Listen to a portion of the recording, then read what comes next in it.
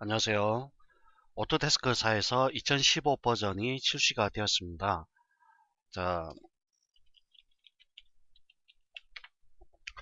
오토데스크 홈페이지에 접속을 하시면요. 오토데스크에서 출시된 2015 버전에 대한 다양한 버전을 볼 수가 있습니다.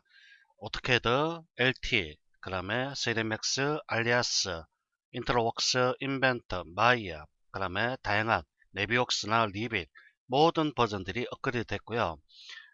지금 강의는 오토 3D Max 2015 버전을 통해서 제가 새로운 강의를 진행하도록 하겠습니다. 자, 여기 보면 시스템 리콰이어먼트라고 부분이 있는데요. 시스템 요구사항입니다. 시스템 요구사항을 잘 참조를 잘 하셔서 본인의 시스템과 맞는지 확인하셔야 됩니다. 자, 우선 2014부터 볼까요? 2014 버전을 보시면요. 자, 이게 여러분들 윈도우즈 8 버전을 사용하시는 분이 계신데 이 윈도우 8 버전 같은 경우에는 지금 보시다시피 오토캐드 2014 맥스 2014 버전입니다. 솔루션 오토데스크 3D Max 2014 is spot on the following 64비트 operating system and at a minute requirement a system with the following 64비트 specification. 이건 무슨 뜻이냐면은 2014 버전을 사용하기 위해서는 운영체제를 64비트를 사용해야 된다는 얘기입니다. 64비트. 즉 운영체제는 32비트와 64비트 두 가지 버전이 있습니다. 근데 지금 64비트로 명기가 되어 있기 때문에 오퍼레이팅 시스템이 64비트로 명기가 되어 있기 때문에 32비트 운영체제를 사용하는 사용자는 사용하시면 안 된다는 얘기입니다. 주의하셔야 되고요. 보통 가정에서 사용하는 홈 프리미엄 윈도우즈 홈 프리미엄이라는 부분이 홈 버전이 있고요. 홈 프리미엄이라는 버전이 있습니다. 프리미엄이죠. 그 다음 베이직이라는 버전이 있죠. 이런 것들은 전부 32비트용입니다. 그러니까 64비트를 사용하시려면 주로 프로페셔널 이상 버전을 사용하셔야 됩니다. 프로페셔널. 기억하셔야 되고요. 물론 윈도우 8도 사용할 수가 있습니다. 윈도우 8 중에서도 64비트 버전을 사용하셔야 된다는 거 꼭 기억하시기 바랍니다. 그리고 32비트, 64비트의 가장 차이점은 뭐냐면은 32비트는 램 용량을 3.8 기가바이트 정도까지 3.8 기가바이트 정도까지 인식은 못합니다. 즉 4 기가바이트 이상은 인식을 못한다는 얘기입니다. 램 용량을. 그러니까 64비트를 사용하는 거죠. 64비트 운영체제를 사용하게 되면은 최대 이것도 운영체제 종류에 따라 다릅니다만 보통 약 32기가바이트에서 64기가바이트 정도까지의 램을 인식할 수 있고요. 뭐 운영체제에 따라서는 128기가바이트 이상도 인식을 할 수가 있습니다. 이 주로 우리가 32비트, 64비트를 사용하는 목적은 램 용량을 확장시키기 위해서 사용할 목적도 있고요. 그러면 32비트, 64비트 차이점은 데이터 전송률의 어떤 차이가 있습니다. 데이터 전송률. 이를테면은 CPU 데이터 전송률과 CPU 연산 속도의 다른 차이라고 보셔야 되는데 32와 64는 뭡니까? 두 배죠, 두 배. 결국 이거는 이론적으로 CPU 연산이나 데이터 전송에서 두 배의 속도를 낼 수 있다는 얘기입니다. 물론 실제적으로는 그렇지는 않습니다만은 이론적으로는 두 배이기 때문에 두 배의 속도를 낼 수 있다. 그리고 두 배의 속도를 낼 수 있기 때문에 충분한 대역폭을 확보를 할 수 있다 얘기합니다. 대역폭을 확보할 수 있다는 얘기는 그만큼 연산 속도가 빠르다는 얘기입니다. 그래서 64비트를 사용하는 거고요. 그리고 32비트에 비해서 안정적입니다. 자, 맥스 2014는 윈도우 8과 윈도우 7 64비트 프로페셔널 오퍼레이팅 시스템 이거 이상이죠. 이상 버전을 사용한다는 얘기입니다. 그리고 램은 최소가 4GB고요.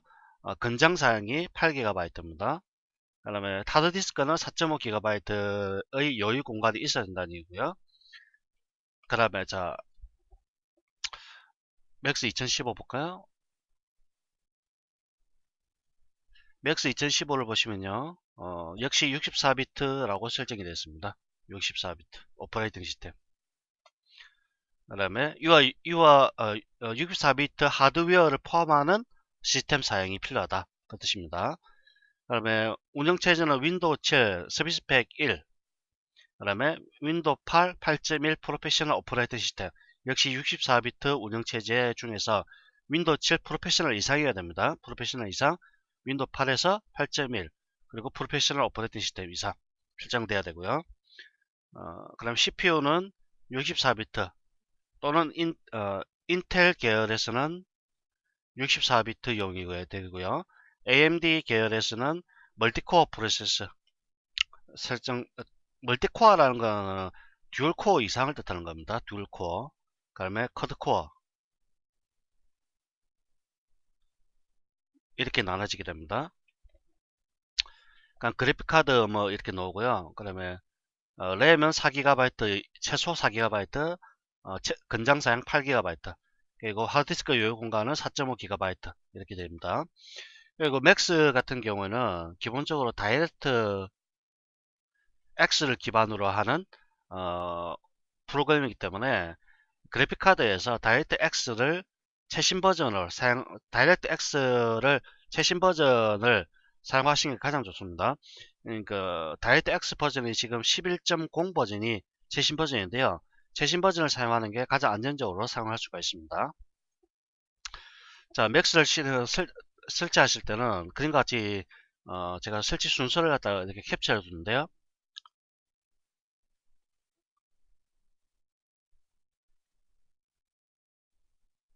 자, 특이한 점은 뭐냐면 요 부분입니다. 요 부분.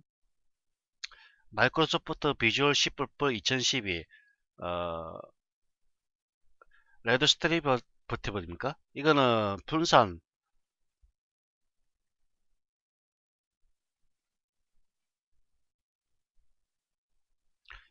네트워크 관리 툴이라고 얘기하는데요. 2012라는 걸 사용한다는 거 기억하셔야 되고요. 원래는 2014까지는 VC 뿔뿔 2010을 사용하셨죠. 근데 설치 중간에 이걸 자동으로 설치를 해주고요. 만약에 여기서 에러가 나시는 분은 2012 요 부분을 설치를 하다가 에러가 나시는 분은 반드시 윈도우즈 업데이트를 실행하시기 바랍니다. 윈도우즈 업데이트를 반드시 실행을 하시고 이걸 맥스를 설치하시기 바랍니다. 이거 문제 때문에 맥스가 제대로 설치가 안 되는 경우가 많이 있으니까 반드시 설치를 하셔야 되고요. 윈도우즈 업데이트는 익스플로러를 실행하시고요. 도구 메뉴에 가시면은 윈도우즈 업데이트 있죠? 이걸 실행하셔도 됩니다. 그러면 이걸 하시기 전에 반드시 맥스를 설치하시기 전에 반드시 제어판에서 보시면은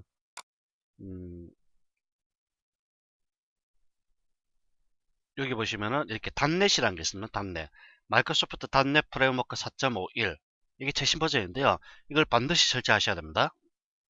프로그램에 따라서는 이게 마이크로소프트 단넷 프레임워크 3.0, 3.5, 4.0, 4.5 이렇게 나오는데요. 스케쳐 파일 버전 같은 경우는 3.5 버전이 필요로 하고요. 그럴 경우에는 반드시 윈도우즈 업데이트를 통해서 반드시 설치를 하셔야 되고요. 그러면 맥스 2010 이상 버전부터는 이렇게 2005, 2008, 2010, 2012 반드시 필요합니다. 이것 때문에 설치가 안 되는 경우가 많이 있기 때문에 반드시 사전에 이걸 다 설치를 하셔야 됩니다. 이걸 설치하는 방법은 도구 메뉴 윈도우 업데이트에서 설치를 해주시면 되겠습니다. 그 다음에 맥스를 실행해 볼까요?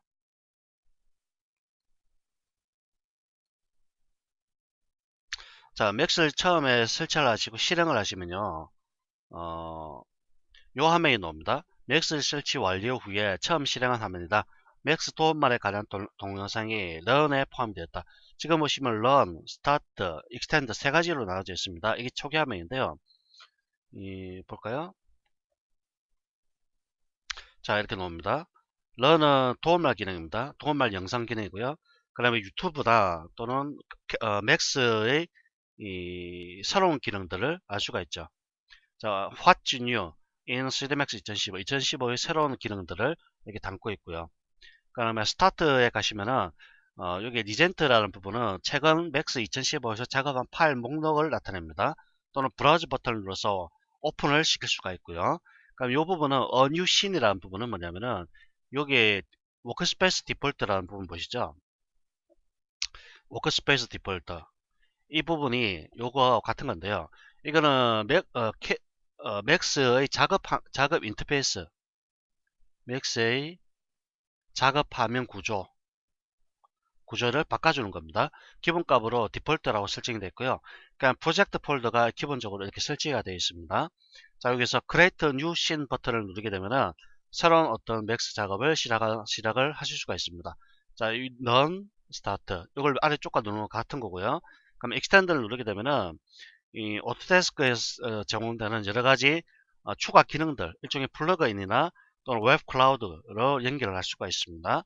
자, 닫아버리시면은 그냥 바로 시작이 되는 거고요. 자, 그 다음에 제가 미리 좀 부분을 좀 없앴는데요. 자, 요 부분입니다. 요 부분. 어, 변경된 맥스 초기 화면 좌측에 Select and Name 대화상자가 오픈되어 나타난다. 자, 요 부분인데요.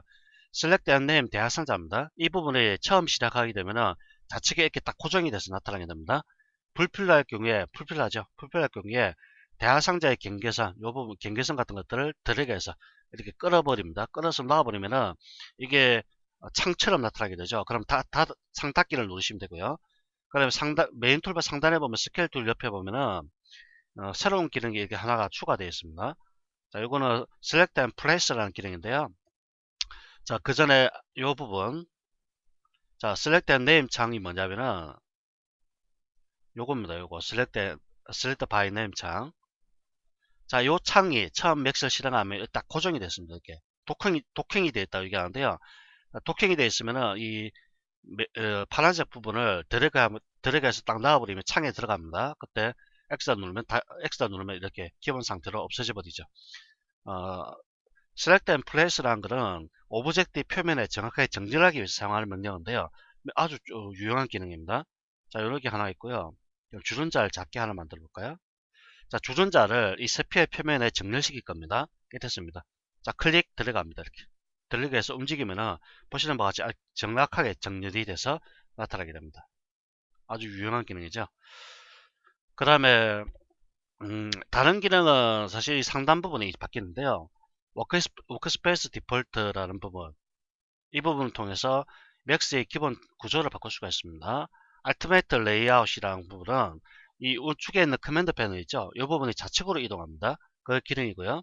Default with Extend Menu라는 것은 이 기본 요 인터페이스 구조에서 좀 더 확장된 메뉴들이 나타나고요. Before the Layout 탭 프리셋은 좀 더 약간 한번 실행시켜 볼까요?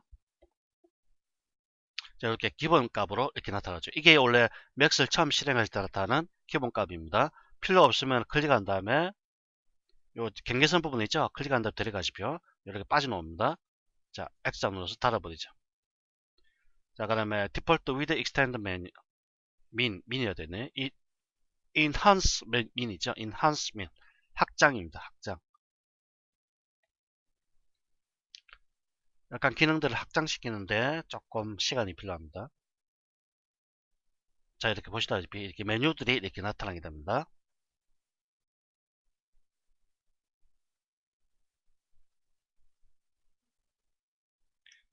자, 경계선을 클릭해서 빼버립니다. 이렇게. 자, 그 다음에 워크스페이스 디폴트로 바꾸겠습니다.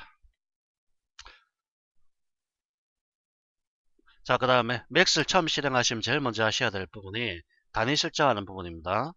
자, 커스터마이즈, 이거는 다음에 하죠. 다음 시간 하고요.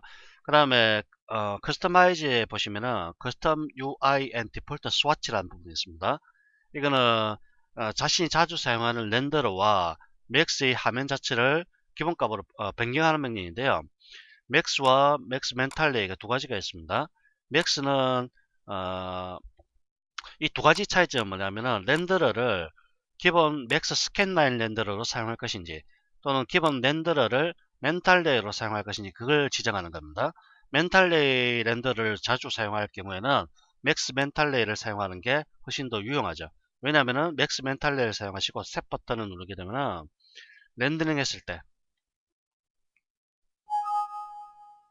자, 이렇게 렌더링 했을 때 멘탈레이 방식으로 렌더링이 됩니다. 자, 멘탈레이 방식으로 렌더링이 되고요. 그럼 매티리얼 에이터를 열었을 때 기본적으로 자, 렌더 셋업 볼까요? 자, 렌더 셋업에 가게 되면 어사인 렌더러 부분에 이 부분이 디폴트, 이게 왜 이렇게 있죠?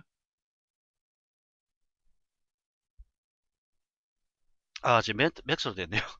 자, 지금 맥스가 돼 있죠? 맥스로 되어 있는 거는 기본 렌더러를 스캔라인 렌더러로 사용하겠다는 뜻입니다. 스캔라인 렌더러.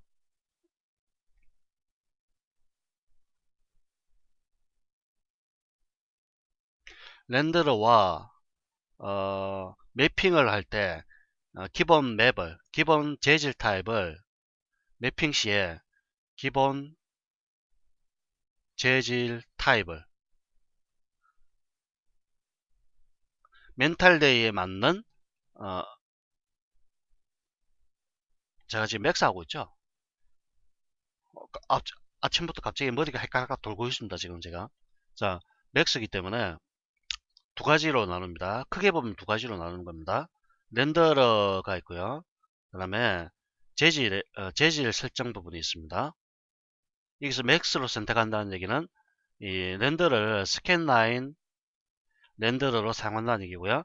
재질을 기본 스탠다드 재질 타입으로 사용한다는 얘기입니다. 그러면 맥스 멘탈 레이를 사용하게 되면은 맥스 멘탈 레이를 사용하게 되면은 렌더러 자체를 갖다가 멘탈 레이 렌더러로 사용한다는 얘기고요. 재질 설정에서 기본 재질 타입을 아키 and 디자인이라는 재질 타입으로 사용한다는 얘기입니다. 그래서 좀 더 빠르게 작업을 하실 수가 있게 되는 거죠. 자, 디폴트 UI를 맥스에서 디폴트 UI를 설정됐습니다.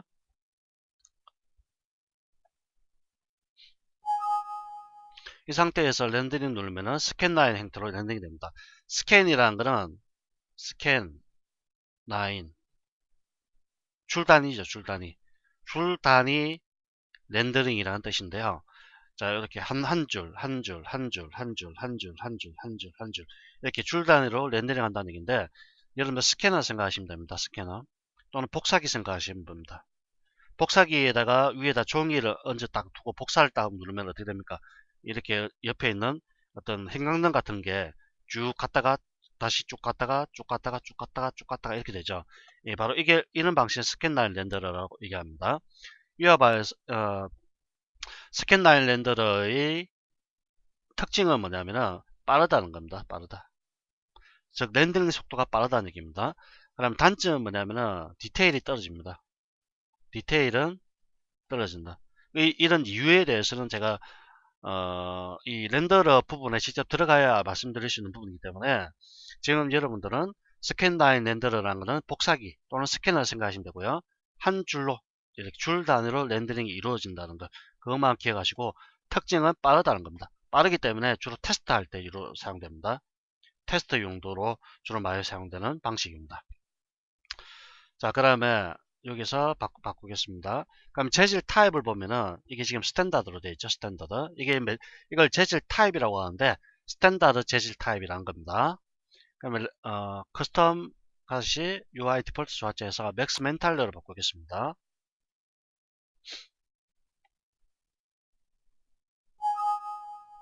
자, 렌더링 버튼 눌러볼까요?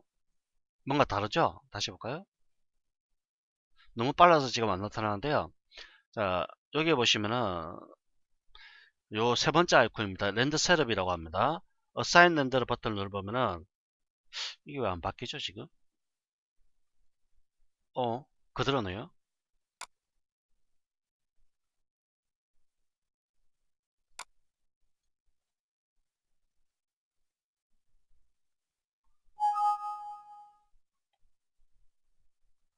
지금 지금 보시면 맥스를 재시작해야 효과가 적용된다 이렇게 나와 있죠. 저는 안 그랬던 것 같은데 제가 착각하네요. 자, 렌더 셋업이라는 걸 눌러보시면 아래쪽에 어사인 렌더라는 게 있습니다. 자, 플러스 클릭하시고요. 이 우측에 점점점이라는 버튼 눌러보시면은 엔비디아 멘탈레이라고 나옵니다. 이걸 실행합니다. 그 다음에 렌더링 버튼을 눌러보면은 이렇게 점단이 나타납니다. 이게 멘탈레이 가용된 부분이고요. 재질 편집기를 다시 눌러보시면은 이게 실제 적용이 안 됐기 때문에 그렇습니다. 원래 이렇게 바뀝니다. 아키앤 디자인 이 방식으로 바뀝니다. 그래서 빠른 속도로 렌더를 어떤 방식 사용하냐에 따라서 좀 그러니까 본인이 원하는 렌더를 이렇게 세팅해 주시면 되겠습니다. 커스텀 UI 디폴트 스워치. 그러면 아래쪽에 디자인 비즈라는 부분이 있죠. 비즈는 이 일종의 그 뭐랄까요, 맥스의 축소판이라고 생각하시면 됩니다. 실제 축소판이라는 이름을 붙이긴 하는데 실제적으로는 그렇지는 않습니다. 어찌 보면은 기존 맥스보다는 좀 더 기능이 좀 더 나은 부분도 있습니다. 그런 부분까지 여러분들 세세하게 아실 필요는 없고요. 다만 여러분들은 렌더를 설정해서 두 가지만 염두에 두시고 하시면 되겠습니다. 맥스를 하셔도 되고 맥스 멘탈레이로 하셔야 되는데 렌더를 어떤 것을 선택하냐에 따라서 좀 나눠진다는 거. 그 정도만 기억하시고요. 그 다음에 맥스를 작업을 하시다 보면은 이런 메인 툴바, 이 부분 툴바라고 하는데 메인 툴바라고 얘기합니다. 이 메인 툴바가 갑자기 사라지거나 우측에 이 부분 있죠. 이 부분들, 이런 부분들을 뭐라고 얘기하냐면은 이 커맨드 패널이라고 합니다. 이 전체를 갖다가 이 우측에 있는 이 부분을 커맨드 패널이라고 하는데 이 부분이 사라져서 나타나지 않는 경우가 있습니다. 그럴 경우에는 요 들어오셔서 이렇게 선택을 하신 다음에 셋 버튼 누르시면 다시 나타나게 될 겁니다. 그럼 디폴트 상태고요. 그럼 AME 라이트는 이 화면 자체를 약간 밝게 만들어 준 거고요. AME 다크는 이렇게 어둡게 나타납니다. 그 차이입니다. AME 다크를 뭐 일반적으로 전문가 모드라고 얘기하는데 전문가 모드라는 거는 이 작업을 오래 하시다 보면 눈이 모니터 때문에 눈이 피로할 수 있죠. 그래서 어둡게 하면은 눈의 피로도가 조금 줄일 수가 있습니다. 그것 때문에 전문가 모드라고 그냥 용어를 쓰는 겁니다. 별다른 거 없습니다. 자, 이번 시간은 여기까지 하도록 하고요. 다음 시간부터 본격적으로 진행하도록 하겠습니다.